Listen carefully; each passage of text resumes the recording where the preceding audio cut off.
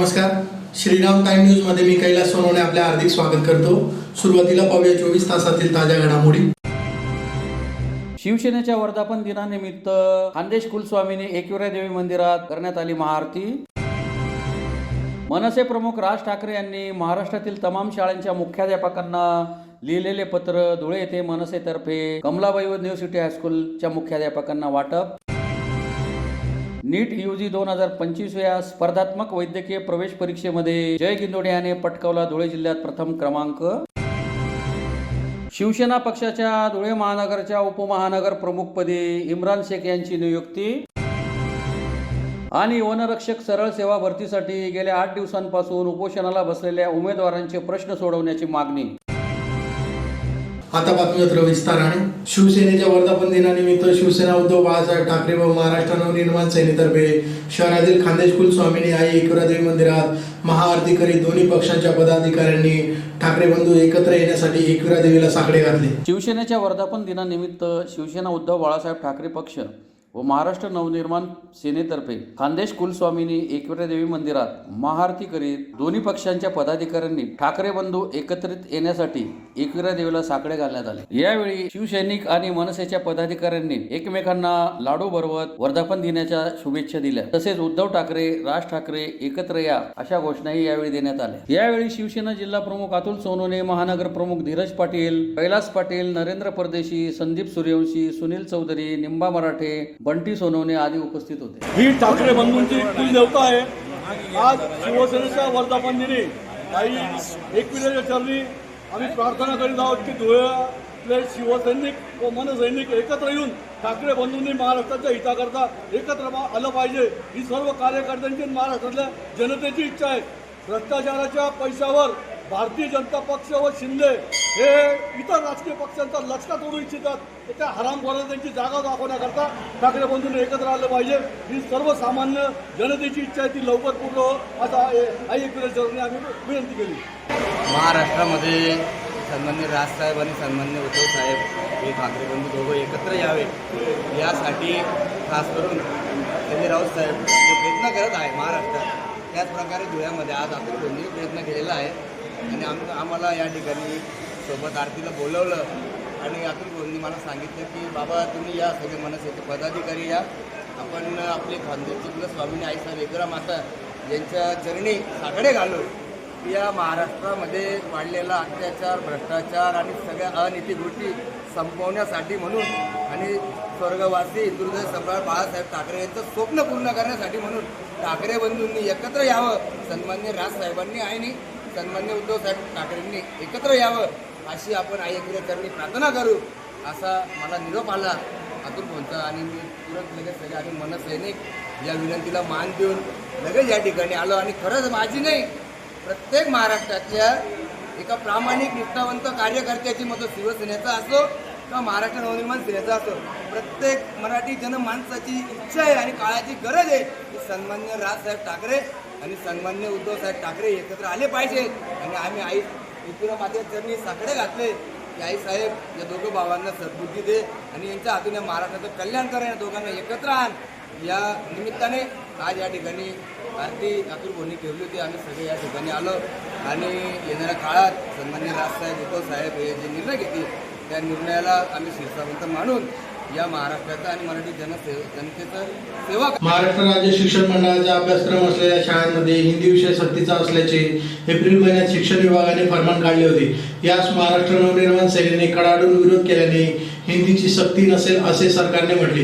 याबाबत महाराष्ट्र नवनिर्माण सेनेचे प्रमुख राज ठाकरे यांनी महाराष्ट्रातील तमाम शाळांच्या मुख्याध्यापकांना पत्र लिहिले। धुळे येथे मनसेतर्फे सदरचे पत्र कमलाबाई हायस्कूल व युनिव्हर्सिटी हायस्कूलच्या मुख्याध्यापकांना देण्यात आले। एप्रिल महिन्यापासून महाराष्ट्रात शिक्षण विभागाचा नुसता गोंधळ सुरू आहे। आधी महाराष्ट्र राज्य शिक्षण मंडळाचा अभ्यासक्रम असलेल्या शाळांमध्ये इयत्ता 1ली पासून 3 भाषा शिकवायच्या आणि त्यात मराठी, इंग्रजी आणि हिंदी सक्तीची करायची असा निर्णय झाला, ज्याला महाराष्ट्र नवनिर्माण सेनेने कडाडून विरोध केला। पुढे त्यावर जनमत तयार तयार झाले. पुढे जन्माचा रेटा बघून सरकारने हळूच पळवाट काढली आणि सांगितले की हिंदीची सक्ती नसेल, पण कोणाला हिंदी शिकायची असेल तर तो अभ्यासक्रम उपलब्ध करून दिला जाईल. त्या पार्श्वभूमीवर महाराष्ट्र नवनिर्माण सेनेचे प्रमुख राज ठाकरे यांनी महाराष्ट्रातील तमाम शाळांच्या मुख्याध्यापकांना पत्र लिहिण्यात आले आहे. धुळे येथे मनसेतर्फे सदरचे पत्र कमलाबाई हायस्कूल व न्यू सिटी हायस्कूलच्या मुख्याध्यापकांना देण्यात आले. यावेळी राज्य सचिव प्राची कुलकर्णी, अजित राजपूत, संतोष मिस्त्री, जितेंद्र बैसाने, श्यामक दादाभाई, दीपक बच्चाव, निलेश गुरव, उज्ज्वला दादाभाई, विजया गुरुबा यांच्यासह महाराष्ट्र सैनिक मोठ्या संख्येने उपस्थित होते. काल महाराष्ट्र शासनाने एक अध्यादेश काढला आहे शिक्षण विभागाने, आणि त्यामध्ये सुरुवातीपासून पहिलीपासूनच हिंदी हा ऐच्छिक विषय करण्याचा घाट घातलेला आहे. आणि कुठेतरी आपली माय मराठी राज्यभाषा जी आपली महाराष्ट्राची मराठी भाषा आहे, हिला कुठेतरी डावलण्याचा हा प्रयत्न होत असून कुठेतरी मराठीची गळचेपी करण्यासाठी ही सुरुवात आहे. सन्माननीय राजसाहेब ठाकरे आणि महाराष्ट्र नवनिर्माण सेना याने ह्या घटनेचा आणि ह्या GRचा तीव्र शब्दात विरोध केलेला आहे. सन्माननीय राजसाहेब यांनी काल पत्रकार परिषद घेऊन आपलं स्पष्ट मत याबाबत विशद केलेलं असून आम्हा सर्व मनसे सैनिकांना साहेबांनी आदेश दिलेले आहेत की आपण धुळ्यातील प्रत्येक शाळांमध्ये जाऊन आपण माझं जे पत्र आहे, सन्माननीय राजसाहेबांनी पत्र पाठवलेलं आहे, ते पत्र त्यांनी मुख्याध्यापकांना द्यायला सांगितलेलं आहे. आणि कुठेतरी मुख्याध्यापकांनी यावर विचार करून त्यांनी आपला अभिप्राय शासनाकडे मांडायचा आहे. महाराष्ट्र नवनिर्माण सेनेचा हिंदीच्या ह्या ऐच्छिक विषयाला तीव्र शब्दात विरोध आहे. हिंदी आणि कुठली तिसरी भाषा हा पूर्ण भारतात कुठेच नाही आहे, इव्हन गुजरातमध्ये सुद्धा नाही आहे. फक्त महाराष्ट्रात इतका तो कुठेतरी महाराष्ट्राच्या मनसेला आणि मराठी माणसाला कुठेतरी दाबायचा प्रयत्न हा होत आहे. आणि ही बाब मनसे महाराष्ट्र नवनिर्माण सेना कधी खपवून घेणार नाही. जर हा अध्यादेश रद्द नाही झाला तर सन्माननीय राजसाहेब ठाकरे यांच्या आदेशाने आम्ही रस्त्यावर उतरून याचा तीव्र निषेध करणार. धुळ्यातील सुप्रसिद्ध डॉक्टर माधवी आनंद गिंदोडे यांचे सुपुत्र जय गिंदोडे यांनी नुकत्याच झालेल्या नेट UG 2025 या स्पर्धात्मक वैद्यकीय प्रवेश परीक्षेमध्ये धुळे जिल्ह्यात 99.94% गुण मिळवून प्रथम क्रमांक पटकावल्यामुळे त्याचे सर्वत्र कौतुक होत आहे. धुळे जिल्ह्यातील सुप्रसिद्ध धन्वंतरी हॉस्पिटल खोलगल्ली येथील डॉक्टर दाम्पत्य डॉक्टर आनंद गिंदोडे आणि डॉक्टर माधवी गिंदोडे यांचे सुपुत्र जय गिंदोडे याने नुकत्याच झालेल्या नीट UG 2025 या अत्यंत स्पर्धात्मक वैद्यकीय प्रवेश परीक्षेमध्ये धुळे जिल्ह्यात प्रथम क्रमांक मिळवण्याचा मान पटकावला आहे. जय गिंदोडे याने या परीक्षेत एकूण 601 गुण मिळवले असून देशभरातील सुमारे 23 लाख विद्यार्थ्यांमध्ये त्याची ऑल इंडिया रँक 1280 आली आहे. त्यास 99.94% गुण मिळाले. ही अत्यंत उल्लेखनीय बाब आहे. ही घवघवीत कामगिरी करत जयने केवळ आपल्या पालकांचेच नव्हे तर संपूर्ण धुळे जिल्ह्याचे नाव राज्यभर आणि देशभर उज्ज्वल केले आहे. जयच्या या उल्लेखनीय यशाबद्दल वैद्यकीय क्षेत्रातील तज्ज्ञ, शैक्षणिक वर्तुळ, विविध सामाजिक संस्था आणि जिल्ह्यातील नागरिकांकडून त्याचे अभिनंदन होत आहे. माझं नाव डॉक्टर आनंद गिंदोडे आहे. माझा मुलगा जय आनंद गिंदोडे. आमचं तेच ध्येय होतं, त्याला जास्त टेन्शन द्यायचं नाही, जेवढा अभ्यास होईल तेवढंच करायचं. त्याचा अभ्यासामध्ये रुची होती म्हणून त्याला आम्ही पहिलेच विचारलं की तुला काय व्हायचं आहे, तुझी जी इच्छा असेल तर आपल्याला पुढे सरकायचं आहे. तर मग तो म्हणला मला डॉक्टर व्हायचं आहे. त्या हिशोबाने त्याला मग आम्हाला डॉक्टरची परीक्षा अभ्यासासाठी त्याला प्रेरित केलं. त्याला फक्त एवढं सांगितलं की चांगलं मार्क भेटेल एवढी आपले ट्राय करायचं आहे. भेटलं नाही भेटलं हे ईश्वर कृपा, नाही भेटलं तरी चिंता करायची नाही, पण आपलं ध्येय ठेवायचं की आपल्याला सगळ्यात चांगले मार्क भेटायला पाहिजे. पण नाही भेटलं तर चिंता करायची नाही, आम्हाला सांगून द्यायचं तेव्हा आम्हाला जमत नाही, आपण दुसरं काहीतरी करू असं. म्हणजे मी तर कमीत कमी त्याला बिलकुल टेन्शन दिलं नाही. आणि त्याचं मार्गदर्शन तो जीत आनंद गिंदोडे आमचा तो मोठा मुलगा तो त्याला मार्गदर्शन करतच होता. तर टेन्शन घ्यायचं नाही, अभ्यास करत राहायचं. रोजचं अभ्यास रोज जर केलं तर काही टेन्शन येत नाही शेवटपर्यंत. आणि अभ्यास बी हसता खेळता होऊन जातं.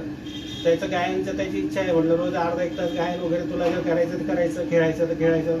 मग तो अर्धा एक तास खेळायचा, काही गिटार वगैरे वाजवायचा. मग ते करमणूक बी महत्त्वाचं आहे माझं. नाही तर पॅरेंट्स काय म्हणतात अभ्यास कर. आमचं उलटं होतं, त्याला म्हणायचं थोडंसं खेळून घे, थोडासा करून घे. मग त्या हिशोबाने त्यांनी चांगला अभ्यास केला. शिवसेना शिंदे गटाचे मुख्य नेते तथा उपमुख्यमंत्री एकनाथ शिंदे व खासदार डॉक्टर श्रीकांत शिंदे यांच्या सूचनेनुसार शिवसेना पक्षाच्या धुळे महानगराच्या उपमहानगर प्रमुखपदी इम्रान शेख यांची नियुक्ती करण्यात आली.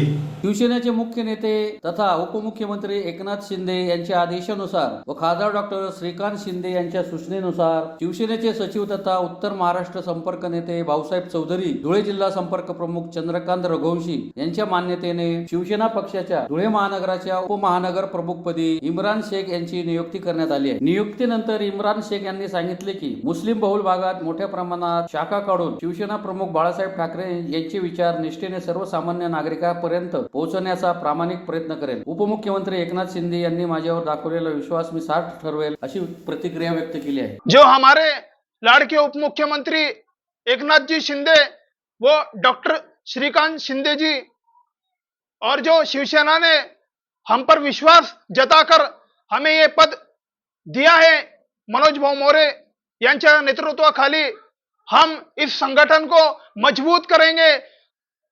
चाहे कोई भी कम्युनिटी हो, मुस्लिम कम्युनिटी में भी हम शिवसेना का काम करेंगे और संगठन को इतना मजबूत करेंगे कि आने वाले समय में धुले शहर के अंदर, धुले जिले के अंदर कोई ऐसा मुस्लिम इलाका भी बचेगा नहीं जहां पर शिवसेना का काम न चल रहा हो. और हम आधी रात को लोगों की हर समस्या का समाधान करेंगे. बस यही शब्द देता हूं और पार्टी का आभार मानता हूं शिवसेना का कि उन्होंने हमें इतनी बड़ी जिम्मेदारी दी है.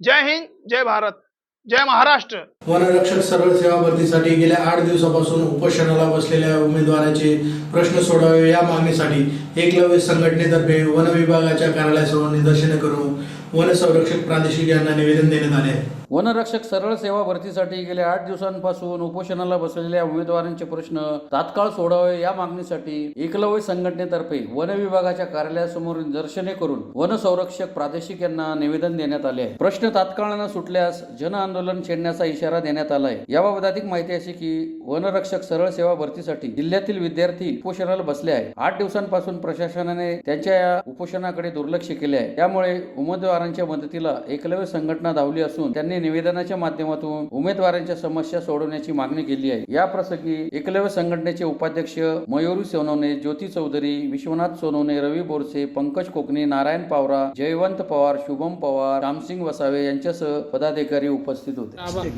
एकलव्य संघटना महाराष्ट्र राज्य यांच्याकडून वन विभाग या कार्यालयास एक निवेदन देण्यासाठी आलो होतो. निवेदनाचं कारण असं होतं की गेल्या 8 दिवसापासून आमच्या आदिवासी समाजाचे काही विद्यार्थी त्यांनी परीक्षा दिली आहे, त्यांची परीक्षेमध्ये पास झालेत, निवड झाली आहेत, फक्त त्यांना ऑर्डर भेटत नाही. आणि ते ऑर्डर भेटण्यासाठी ते 8 दिवसापासून उपोषण करत आहे, पण त्यांची उपोषणाची कोणीच प्रशासन दखल घेत नाही.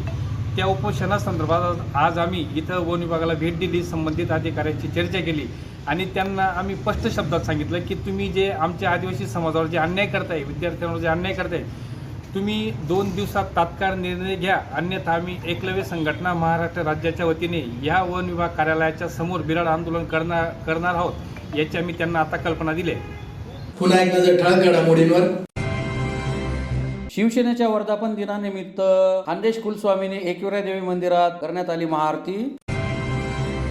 मनसे प्रमुख राज ठाकरे यांनी महाराष्ट्रातील तमाम शाळांच्या मुख्याध्यापकांना लिहिलेले पत्र धुळे येथे मनसेतर्फे कमलाबाई युनिव्हर्सिटी हायस्कूलच्या मुख्याध्यापकांना वाटप.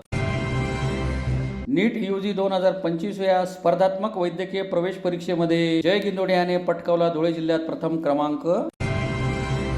शिवसेना पक्षाच्या धुळे महानगरच्या उपमहानगर प्रमुखपदी इम्रान शेख यांची नियुक्ती.